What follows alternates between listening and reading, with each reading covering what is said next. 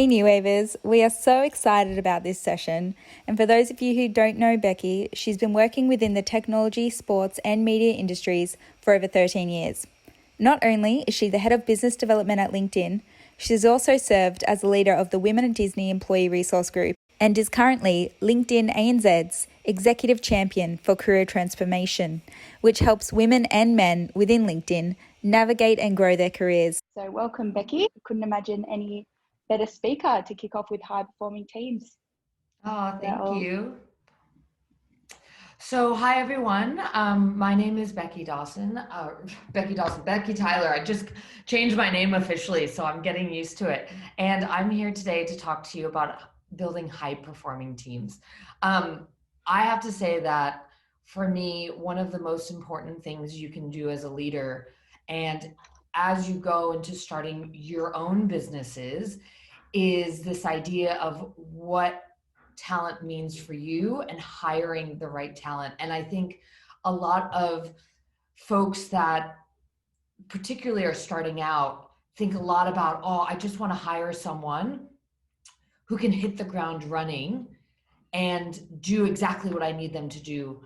But what I'm going to talk a bit about today is actually thinking about that as hiring the right person with the right personality and the right cultural fit to drive your team forward, because ultimately there's a lot of attributes that make high performing teams that are not around technical skills, but rather those qualitative skills that you see not only in the way people treat other people, but in the way that they perform their jobs, communicate, and bring others along with them on the journey.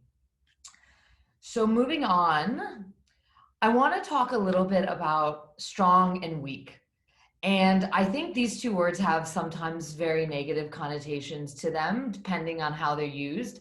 But when you think about business, it's very, very much a strong and weak game. And what I mean by that is that you have your superstars who are strong, and you have your rock stars who, and I don't use weak in a derogatory way, but are the people that show up every day and do the jobs that you don't want to do. They change the toner in the printer. They handle customer complaints. They spend hours trying to hand out pamphlets on the weekend to market your brand when they could be with their family. And so when you think about strong and weak within your team, I would encourage you to think about them in a way that's about a superstar, the people that are the future leaders of your business, and then your rock stars who are the glue that holds the organization and the team together. And Malcolm Gladwell does an excellent podcast about strong versus weak link teams. And I'll give you an example of one. Basketball would be considered a strong link game because you can have one superstar, LeBron James, who can score 45 points in a game and essentially bring the team to victory single-handedly. But then you have games like soccer where your weak link is actually the most important player, because if the 11 people on the field are not playing in synchronicity with each other, you probably won't win. And this is where, when you start to think about your teams and think about your business, it's about having both strong and weak link participants.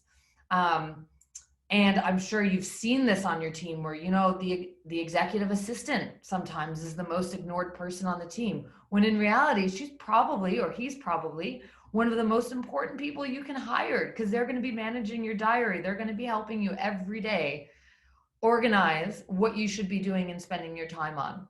So when you think about high performing teams, think about it with these two elements in mind.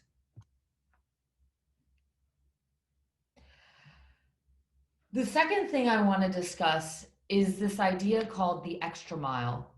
And I'm going to tell you kind of a bit of a personal story about myself and how I demonstrate what the extra mile means to me when it comes to a high performing team. So when I was in high school, I have a few sports references. Not actually, that's very coincidental, actually, now that I'm talking about it. But when I was in high school, I was selected as the captain of my team my senior year. I was the goalkeeper. I had been starting every game for the team since I was a freshman. And we were in a really good position to win the championships my senior year. So in summer training, my coach comes up to me and says, Beck, I have to talk to you about something. I don't think you're going to like it, but the coaching staff has made this decision and we're going to do this. And I'm like, oh my God, what's going on? I'm like, sure, Coach Jack, tell me, like, what can I do? And he's like, we are building for the future on this team, and we've recruited a very special freshman goalkeeper who we've decided is going to start this season, and you will be her backup. I nearly lost my mind. I was angry. I was sad. I didn't understand it. I'm like, hang on a second. I'm the captain. I've worked so hard. I'm in this position. What's going on? Why am I not the one leading this team and starting on this team? And he's like, you are the leader on this team, but we need, her name was Paisley. We need Paisley to come in and do this for us this year. So I had a choice. I had a choice as a leader to say, okay, I don't want to do this. My ego is super hurt. I feel terrible. Or I suck it up and I demonstrate commitment. I lead by example and I try to just get through the season. And what I decided to do was try to get through the season. And what that turned into was me being an example of someone who is willing to sacrifice for the betterment of the team. And I know that sounds so corny, but it is what happened. And I showed up every day. I didn't complain. I supported the team. I was the #1 cheerleader. People came to cry to me when they were unhappy. And I was there every day working really, really hard to ensure that as a team, we got there. So fast forward to the end of the year, we're at the sports banquet. My coach gets up, he says all these wonderful words about the team, about me, about my co-captain. And it's time to give the MVP award, which is voted on by the players, right? Now we've made it very far. We didn't win the championship, but we had an incredible season. And they gave the award to me. And this was a complete surprise. I literally did not play a minute in any single game. But the team voted me as the MVP. And I don't think there was like a dry eye in this whole auditorium, because what they talked about was that because of the way I demonstrated myself during that, what really was like a pretty embarrassing moment, led the team to have greater satisfaction. They were more engaged. They worked harder because they said, you know what, if Beck can work this hard and she's not even playing and she's gone through this, I can do this. And it just, the level of commitment was so obvious. And that is an example of a high performing team. And not because of me, I was just one component of it, but the fact that everyone else on that team recognized it, recognized the sacrifice that was being made across many different, kind of components. They understood what it meant to be on a team. And so I don't know if anyone's a runner on in the group, but this is Eliud Kipchoge. He is a world-class athlete. He is a Olympic gold medalist, a marathon runner. This is him competing in Nike's Breaking2 challenge. I don't know if anyone's seen the documentary. I highly recommend you watch it, because I think most people think running is an individual sport. But what this documentary has managed to do is look at running as a team sport and what it took to see if Eliud could actually break a sub 2 hour pace marathon. And all of these folks around him were there to support him, to keep him on pace, to ensure that he could do it. And without them, really, I don't know if he would have been able to. So watch a documentary. I have a bunch of links at the end of this deck, which will give you links to this so you could get to it easily. So high performing teams, strong versus weak links, going the extra mile. Okay, radical candor, why it's important.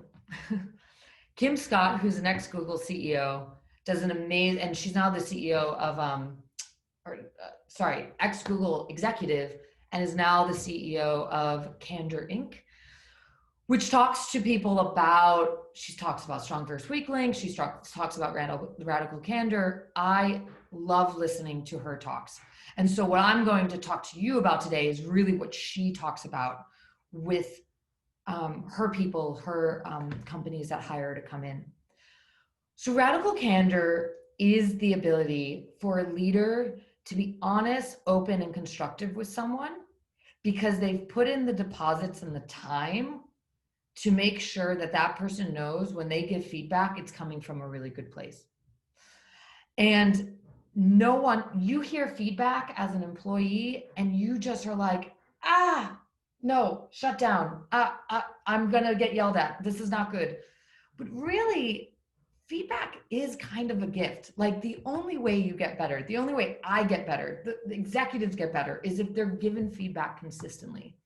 And the best type of feedback, which I'm going to call in this context guidance, is about making sure your employees know, one, you care about them, right? So if you're not a thoughtful leader, practice being thoughtful in small ways. Like, I love, men are wonderful. Thoughtfulness is not usually a trait that comes naturally to them. So when I coach and help my male colleagues on this topic, I say, you have to practice thoughtfulness every day. If you notice someone got a haircut, go up to them and say, hey, I really love your new haircut. That's great. You know, little things like that go so far. It's noticing the little things.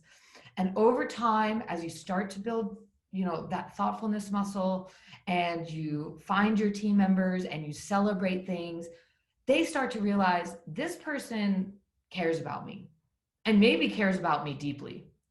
Right? So when you have to then approach them and say, hey, look, you know, Bob or Sue or, you know, whomever, I think you did great in that presentation. I think you said too many times. It was distracting. Like you said a lot in that presentation. And I don't want you to sound stupid because you're not. But when you say it comes across like you don't know what you're talking about. Now, if I delivered that feedback without putting any investment into that person, they would take that so poorly. And they would be like, this person just hurt my feelings. They don't care about me. They're just criticizing me. But if you can create radical candor and make sure everyone on your team is in it for each other and truly cares about each other, you can have these open and honest conversations all the time. And I think you see this a lot in sports teams. You see the ability for athletes to be really tough on one another, but you also know that that comes from a place because they're all in it for the same thing.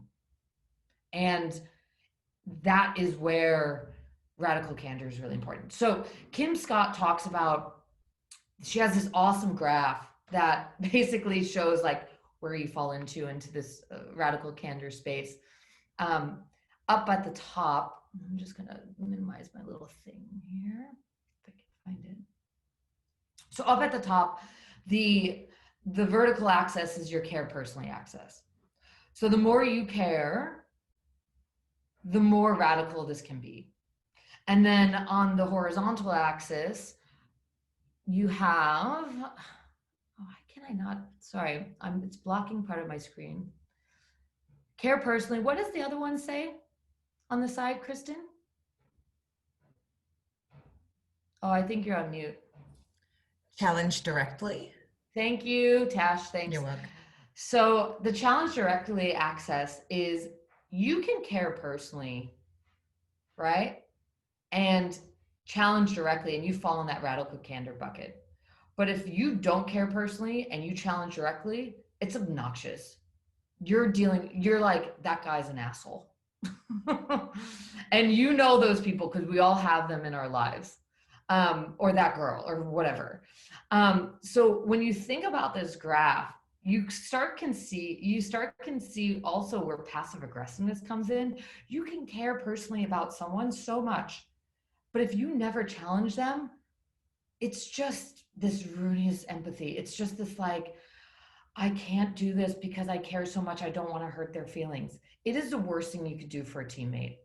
Like if you see someone struggling or really just not hitting the mark, but you care deeply about them, you have to tell them. You have to tell them what they need to do to be better.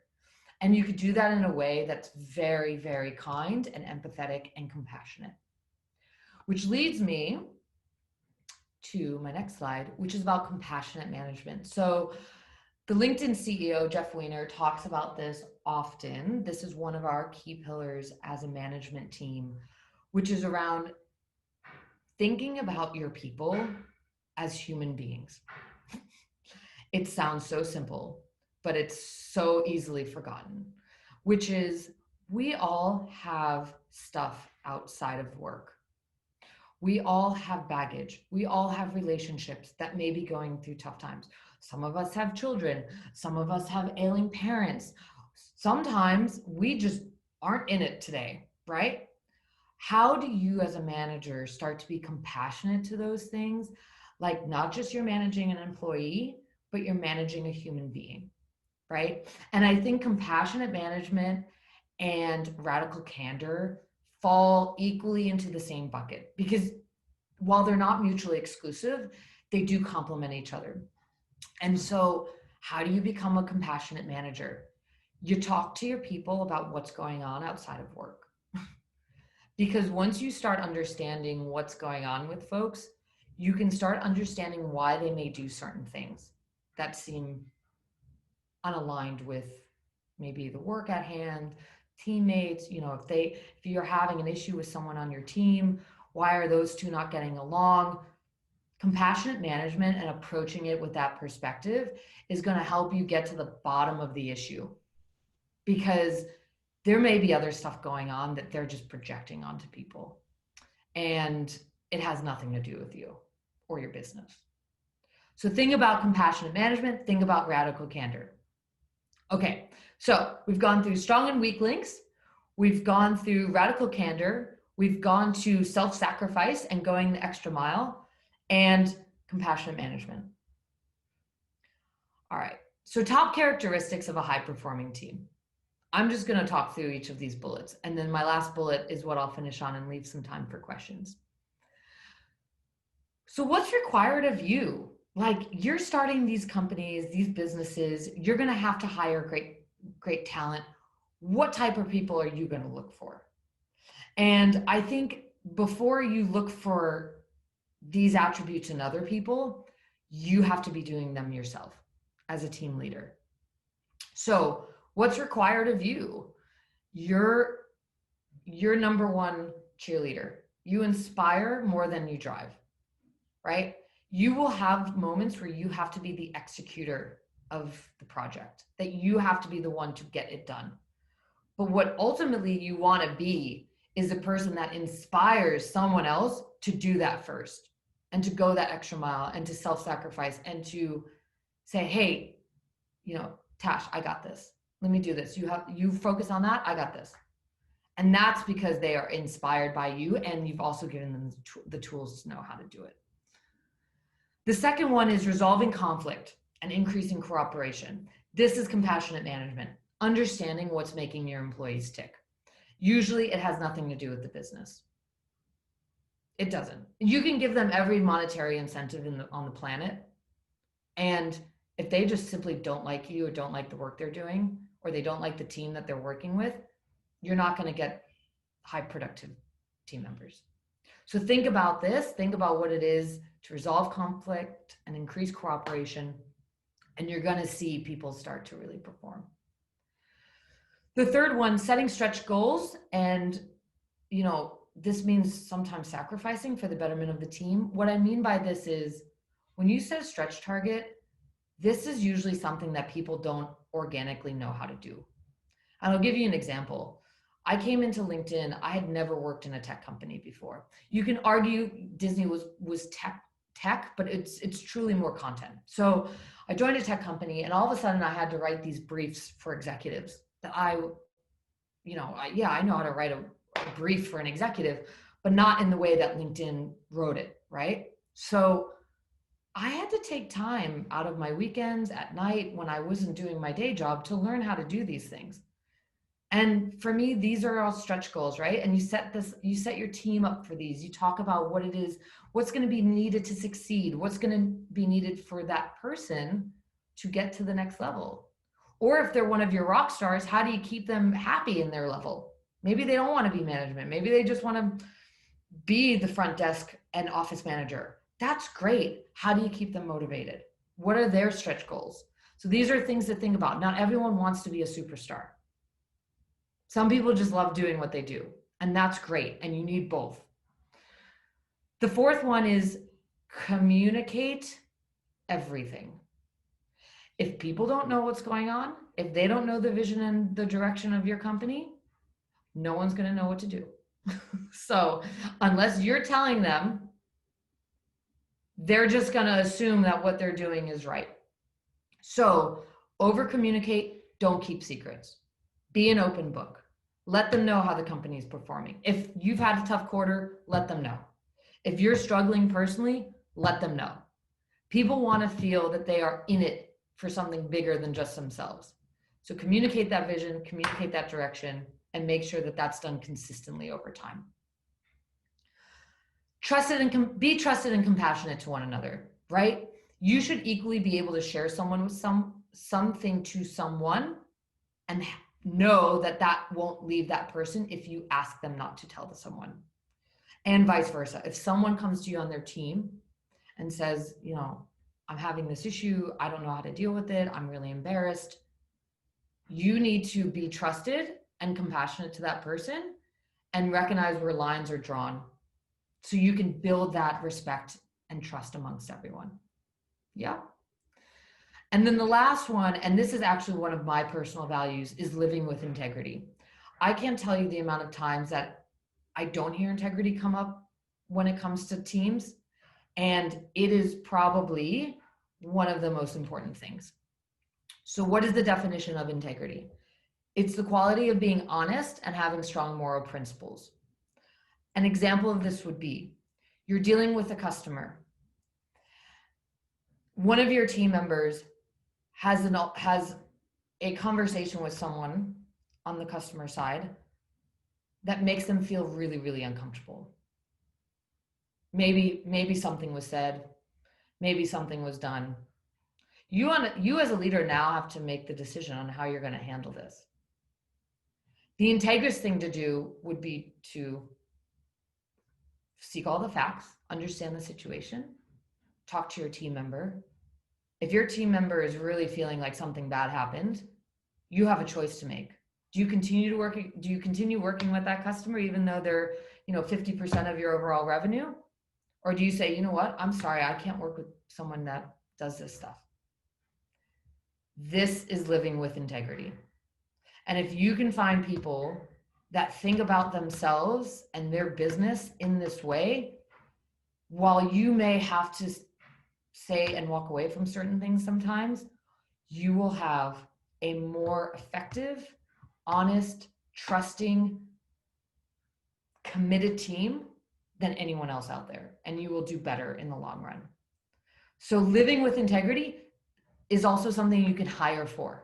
When you're hiring people, ask them, tell me about a time when you had to make a difficult decision, one that you didn't want to make, and how did you get to that decision? And see what they say. Because we've all had to make tough decisions. We've all had to walk away from things that may not be aligned with what we really want. But there's something inside of us that said, oh, you know what? I don't think this is right. There's something about this. I don't know. I don't like it, right? So hire for people that have this trait because they will be the best advocates and pillars of your business. So, as I said, knowledge is power. I'm going to leave a few minutes to answer questions. I will send this to the Founders Program team, and they can send you these links. these are some things I'd like you to do after this call. Go and watch the 2 videos by Kim Scott. They're great, 40 minutes. That's all it's going to take you. The Breaking2 documentary is fantastic. It's 55 minutes of your life. Watch it. And then on your next walk, download Revisionist History and go to the episode My Little 100 Million. It talks about strong versus weak links. So it dives a bit deeper, gives you not so business examples, but Malcolm's just such a great storyteller. He will help you understand a bit more and dive a bit deeper into that specific topic.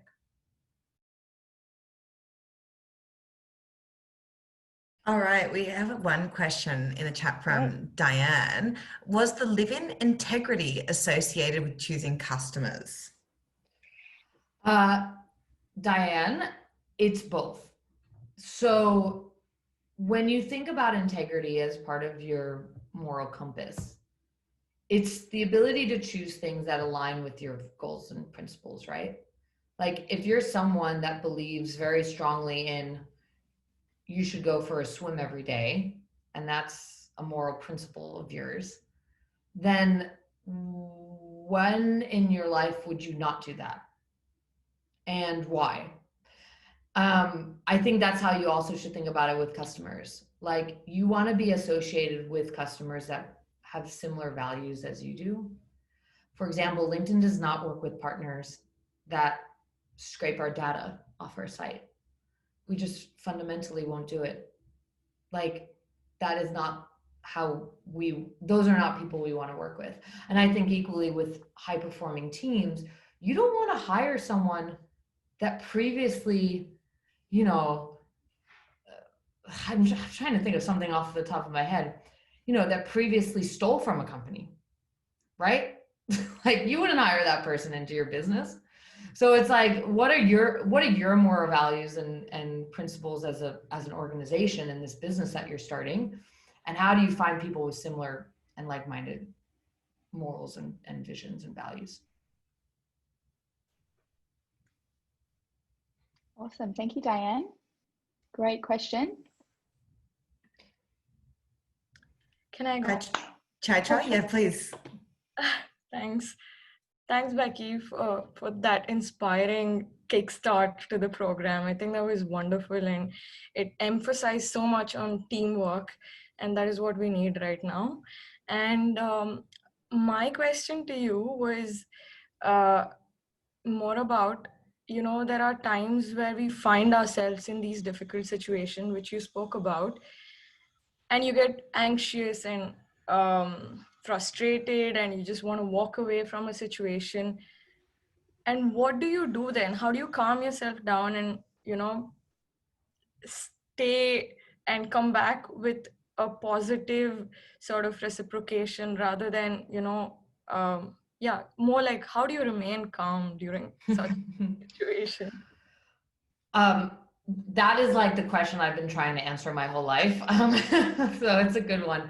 But here's maybe just one simple thing you can implement into your life. I wait an hour before I send most emails. Okay? And the reason I do that is because usually if something bothers me and I feel the need to respond quickly to it, usually it's coming from a place of emotion versus a place of rational thought. So if you are kind of feeling, oh my God, why did that person say that to me? That was so rude. And you just want to like go at them, take a step back, wait an hour. And if you still feel the same, then send it. So it's a small example of a very big, broad, like we could talk about that topic for hours, but it is something that like sometimes patience will help you understand what you need to do. And I know like our natural ability is to go and execute and go fast, but sometimes patience is a virtue.